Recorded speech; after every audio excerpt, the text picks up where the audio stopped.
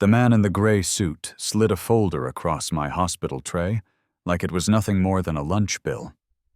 The paper inside was heavy, embossed with a seal I knew too well, Department of Defense. Classified Level 5. A red stamp bled through the cover. Top secret paragraph, 47C. He didn't look at me when he spoke. Sign here. Major Harrison, $246 million will transfer by sunrise. All we ask is that you never repeat what happened outside Raqqa.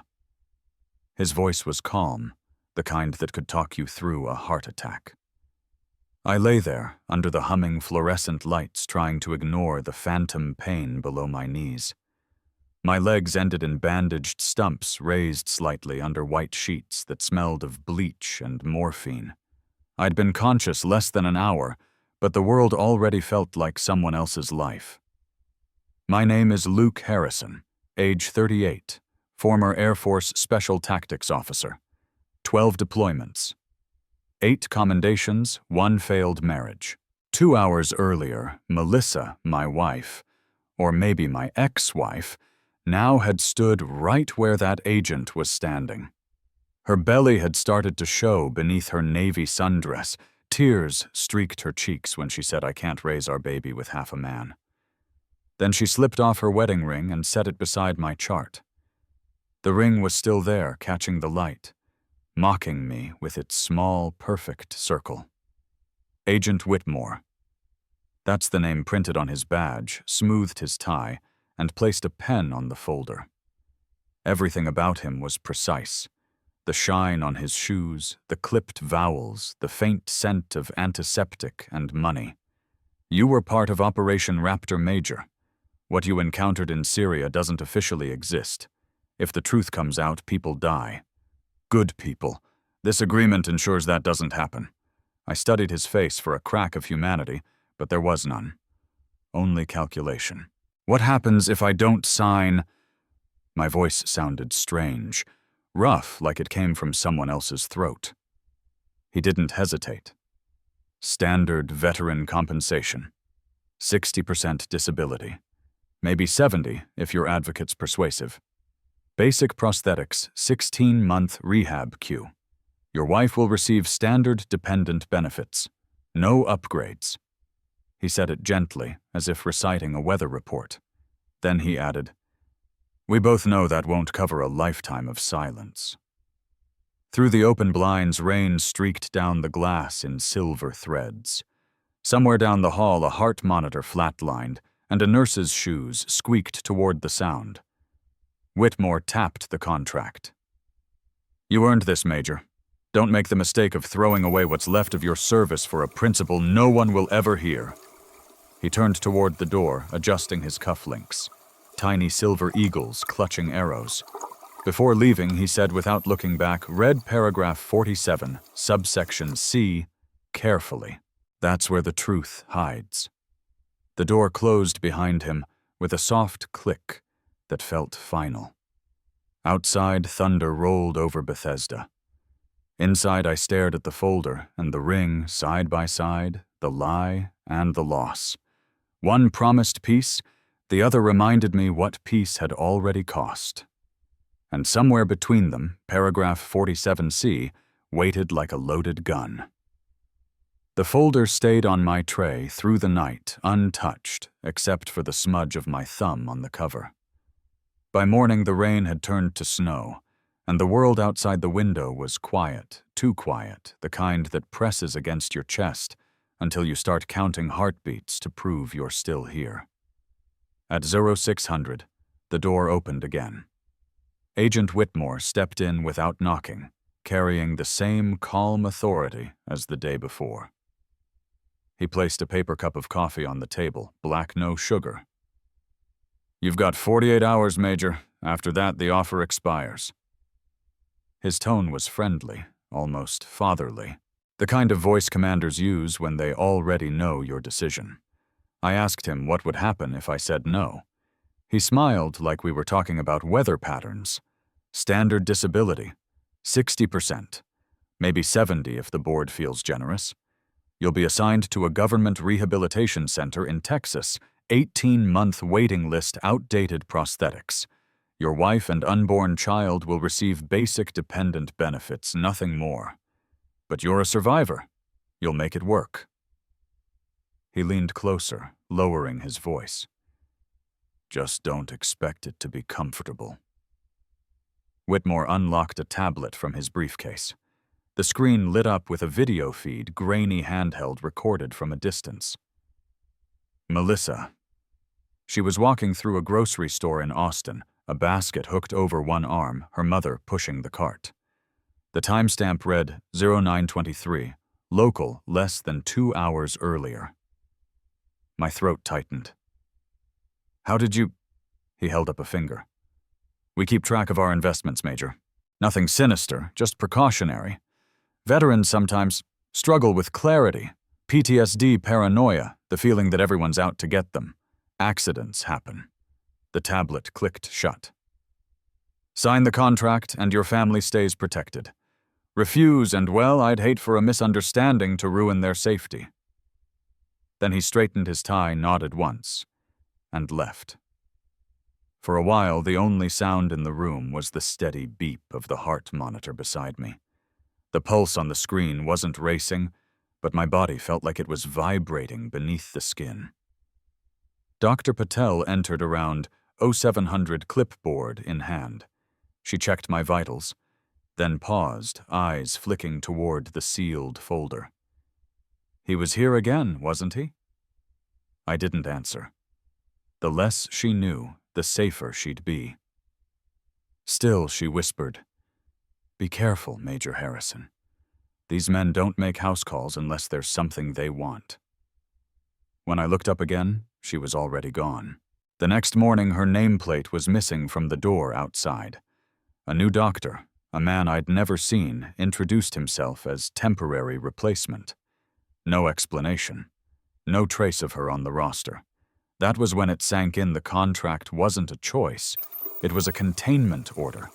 A fence built from money and fear. That night I watched the snow build against the window, the world outside blurring into white noise. Somewhere beyond the walls, my wife was still alive, still moving through her day, unaware that every step she took was already accounted for. 48 hours. That was the countdown. And for the first time in my career, I realized survival might mean surrender. The snow outside the hospital window blurred into a gray haze, and somewhere inside that silence I found myself drifting backward in time, 6 months earlier, to a place where things still made sense. Back then, the air smelled like cedar and fresh coffee. Our little house in Austin sat at the end of a quiet cul-de-sac, the kind with flags on every porch, and neighbors who still waved from their driveways. Melissa loved that street. She said it felt safe, like America was supposed to feel. I'd already started the separation paperwork. 12 years of service had worn grooves into me. Knees, shoulders, lungs. My plan was simple: retire, start a private security firm with my younger brother Ethan, and finally live like a civilian. Ethan had left the police force the year before, after a spinal injury ended his field duty. He still walked with a limp, but his mind was sharp as ever. We'd sit in the garage most evenings, the radio humming low, blueprinting a company we called Harrison Tactical Solutions. He'd handle logistics, I'd handle contracts. Melissa would bring us iced tea, laugh at our arguments about gear specs. Those nights felt steady, unshakable, until the call came. The Air Force was looking for volunteers for a short-term overseas inspection hazard pay, triple the normal rate. 2 weeks, Syria. The briefing email said routine chemical site verification. It was the kind of assignment young officers jumped at. But I wasn't young anymore, and that's exactly why I said yes. Ethan was furious. "You're chasing ghosts, Luke. You've done your time. Don't go proving something to people who already forgot your name." I told him it was just 2 weeks, that it would help pay off the mortgage, that maybe I needed to feel useful again. But deep down it wasn't about money or duty. It was about fear. The fear that I'd become ordinary. Dad called the next night from the VA hospice center in San Antonio. His voice was thin like wind through an empty bottle. "You've given them enough, son. Don't let them use the rest of your soul." I laughed it off, told him I'd be fine. He didn't laugh back. Melissa stayed quiet during the whole debate. She smiled when I told her I'd accepted the mission, but her eyes didn't. I thought it was worry the same kind she always carried when I deployed. I didn't know she was already 3 months pregnant. She kept it from me because she didn't want to change my mind. Our last night together was a Thursday. She made pot roast, poured 1 glass of wine for herself, water for me. When she hugged me goodbye the next morning, her hand lingered too long on my chest.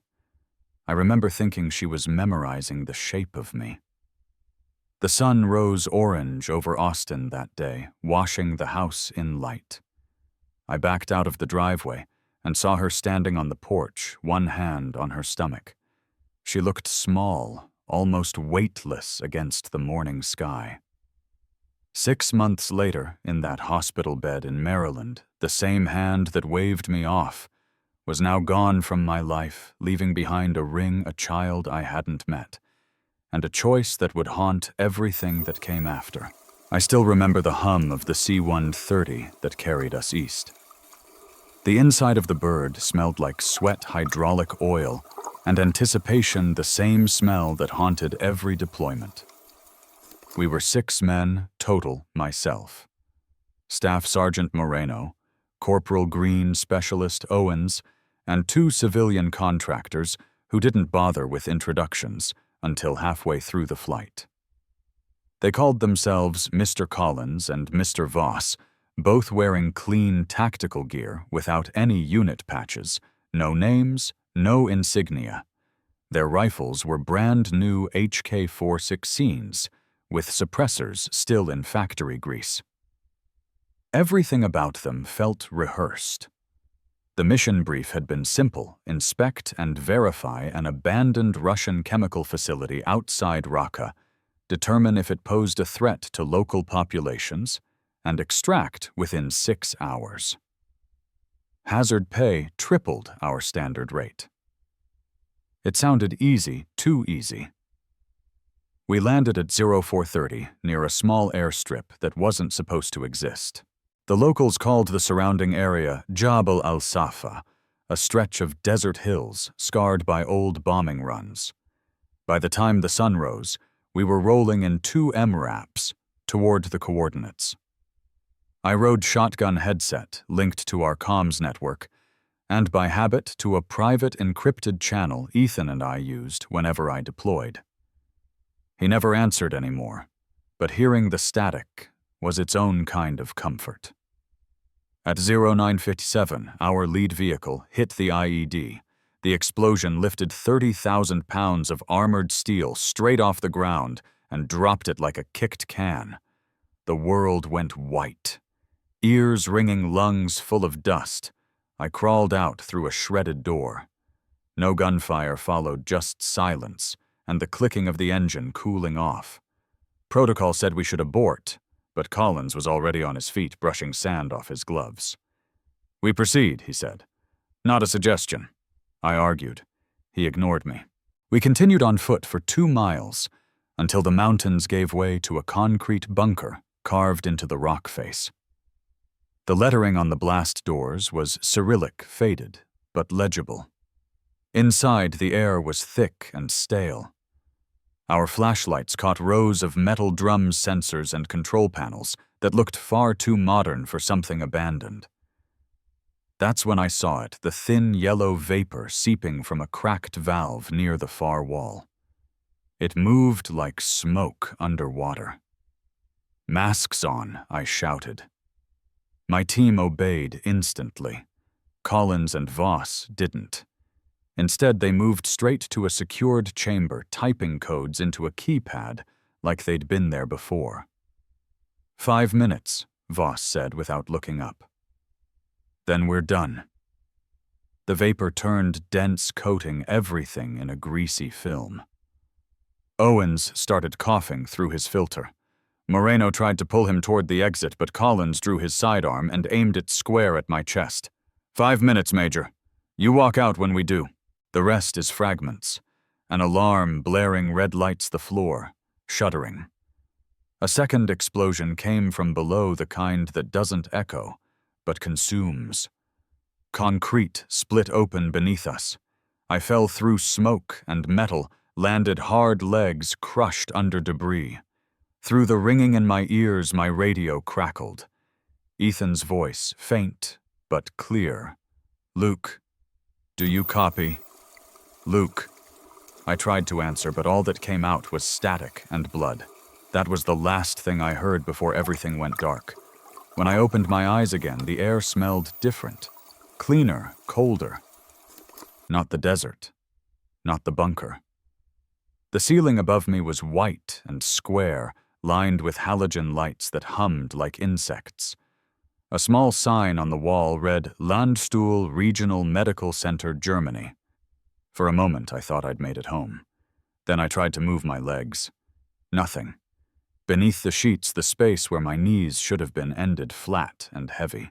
My hands reached down before my mind could stop them, fingers tracing the edges of bandaged stumps. The breath left my body in one long exhale that sounded almost calm, though it felt like drowning. They said I was lucky. The medevac had reached what was left of us 40 minutes after the second explosion. 2 men died instantly. The others were still missing, Collins and Voss. I was told perished in the blast. But the morning they transferred me from the field tent to the C-17, I saw them both alive, both walking. Collins carried a silver case marked with the same Cyrillic warnings from the facility. He met my eyes for half a second before stepping onto an unmarked plane. I remember thinking he looked annoyed, like I'd ruined his schedule. 3 days later, Agent Whitmore appeared again. No introduction this time. He simply stepped inside my recovery room, hands in pockets, as if visiting an old friend. "Major Harrison," he said smoothly, "you've caused quite a stir. Command speaks highly of your composure under fire. True heroism deserves reward." He placed a tablet on my lap. On the screen, a bank account balance flickered $246,000. Next to it, a proposal for lifetime neurological treatment and prosthetic advancement. Sign, and you'll have access to technology that doesn't officially exist yet. Walk again, live comfortably, raise your family. You've earned that much. Then he swiped the screen. A new image appeared, Rodriguez, one of my men, smiling in his uniform beside his wife. The photo shifted to a newspaper clipping, "Veteran found dead in apparent suicide." PTSD. Whitmore said, voice almost tender. Tragic. It happens to the best. Another swipe. The feed changed again. Ethan, my brother, standing in his driveway back in Texas, groceries in hand. Behind him, parked across the street, a black sedan. 2 men sat inside, faces blurred by glare. Sometimes Whitmore said the choices we make ripple farther than we intend. You understand. I wanted to tear the tablet from his hand, but my arms trembled just holding it. When he finally left, the room seemed smaller. The machines around me beeped like a countdown. Later that night, a nurse I hadn't seen before came to check my IV. She was older, kind, eyes name tag, reading Nancy Coleman. While pretending to adjust the monitor, she slipped a folded note under my palm. Her whisper barely reached my ears. "Don't sign, Major. I lost my husband because of them." By morning, her nameplate was gone from the door. The new nurse said Nancy had taken leave for personal reasons. That was the moment I stopped believing in coincidence. I looked out the window, saw my reflection. 1 man, 2 shadows. One that breathed, one that obeyed. And for the first time, I wasn't sure which one was mine. I signed on the 47th hour. There was no ceremony, no handshake, just the soft click of the pen. and the whisper of paper sliding across a tray table. Whitmore didn't even smile. He simply gathered the documents, tucked them into his case, and said, "Congratulations, Major. You've secured your future." That night, the deposit hit a number so large it didn't feel real. $246 million routed through a trust in Delaware labeled inheritance transfer. I stared at the balance until the monitor beside my bed began to beep from the rise in my heart rate. 2 days later, I was flown back to the States under a program called Advanced Neurological Rehabilitation. Private facility black SUVs. No family visits. Everything inside gleamed glass walls, white floors, no clocks. The prosthetics they fitted me with were beyond anything I'd seen, carbon fiber limbs with neural sensors that responded before I even thought about moving. It should have felt like a miracle. It didn't. The therapists smiled too much. The doctors avoided names. Every nurse wore the same watch, the same expression of polite distance. I told myself it was paranoia, that the money had come with guilt, not surveillance. Then I tried to speak about Raqqa. It started innocently enough, just a question during a psych evaluation. "Do you ever dream about the yellow smoke?" I asked. The words stuck halfway up my throat. My tongue went heavy, my jaw clenched. I tried again, but the muscles in my neck spasmed like I'd bitten a live wire. The therapist tilted her head, scribbled something on her tablet, and said, "Let's focus on positive memories instead." That night I tried to write. The moment my pen touched paper, my fingers locked in place. Pain shot up my arm until I dropped the pen. Blood pooled where my nails dug into my palm. I washed the sink red before the staff came for morning rounds. 3 days later, my phone rang. It was Ethan. I hadn't heard his voice in months. "Luke, he said Rodriguez didn't kill himself. I talked to his wife. Someone's cleaning house. If you signed that thing, they own you now." I wanted to answer, to warn him, to say, "You're right," but all that came out was a strangled hiss. My throat locked, breath catching like it hit a wall. "Luke," he pressed. "You there?" Static filled the line. My prosthetic hand shook so violently I dropped the phone. When I picked it up, the call had ended.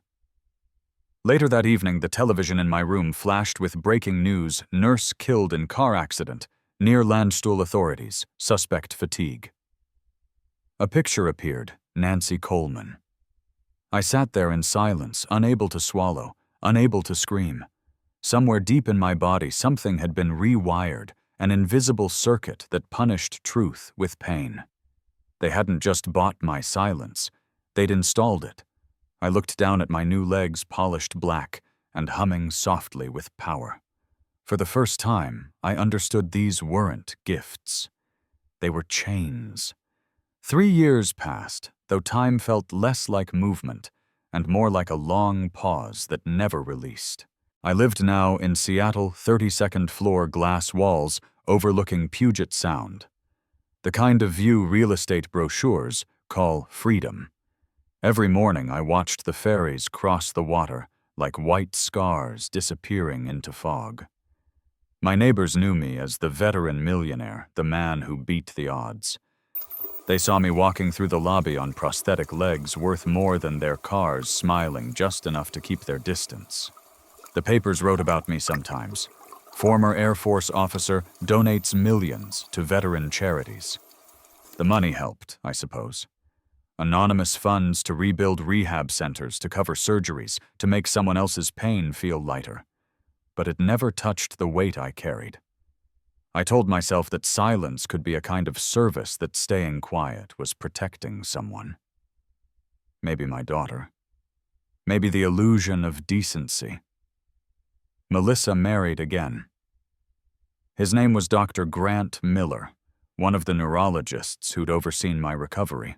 A good man by every definition. I saw a photo of them once on a hospital's charity website, his arm around her, their little girl standing between them, grinning at the camera. Lily. She was 5 then. my daughter. The caption said, "Family of Veterans."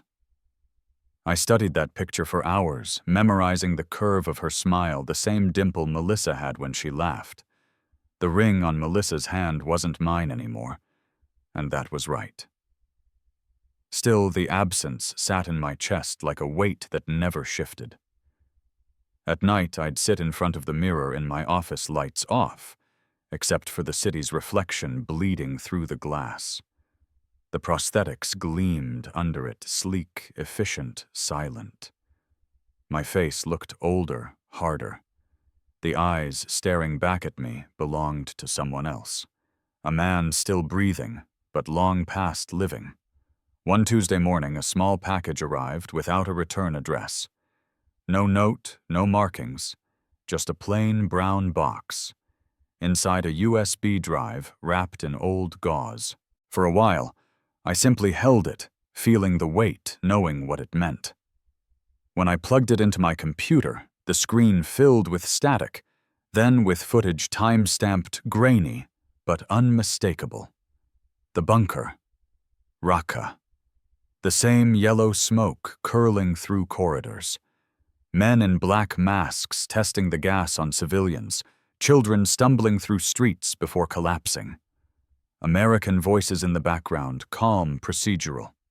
Confirming spread rate. Log the vitals. Proceed. Then a voice I hadn't heard in years, Ethan. If you're watching this, Luke, I'm probably gone.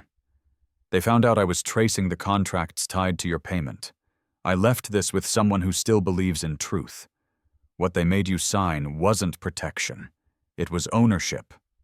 Don't let them bury this. The video ended with the sound of a car door slamming, then silence. I sat there frozen. The room pulsed with the faint hum of my prosthetics. I wanted to scream, to call someone, to do anything. But when I tried to speak, the familiar grip clamped down on my throat, cutting the air in half. My reflection in the dark glass stared back, unmoving. And for the first time, I understood I wasn't the man they'd silenced. I was the product they'd perfected. I don't remember deciding to do it. One moment I was staring at Ethan's voice frozen on the last frame of the video, and the next, I was moving, sliding the file onto a secure drive, encrypting it, drafting an email addressed to every major newsroom I could think of. My hands moved fast, efficient, like I was back in a mission brief. Old instincts, muscle memory. When I hit send, my vision blurred. At first I thought it was panic, the old anxiety creeping back. But then came the tightening in my chest, the electric pulse down my spine, my prosthetic legs locked servos whining, and I went down hard face first onto the marble floor. The seizure hit before I could crawl. My hands clawed the ground nails, cracking against the tile. The muscles in my throat cinched shut, the same invisible hand strangling me from the inside. On the monitor, the progress bar hung at 98%. Almost free. Almost. Through the haze, I saw movement outside the window, a figure standing on the sidewalk far below. A man in a gray suit, staring up at me motionless against the city's blur. Not Whitmore. Someone younger. Same calm stance. Same stillness. They had replaced the watcher. The pain came in waves now, each one shorter than the last. I tried to drag myself toward the desk, toward the flash drive that had slipped from my hand. My prosthetic knees sparked where metal met marble. The file transfer failed. The screen went black. I lay there, chest heaving, the hum of the building swallowing me whole. Across the room, the mirror caught the reflection of the city lights, gold against glass.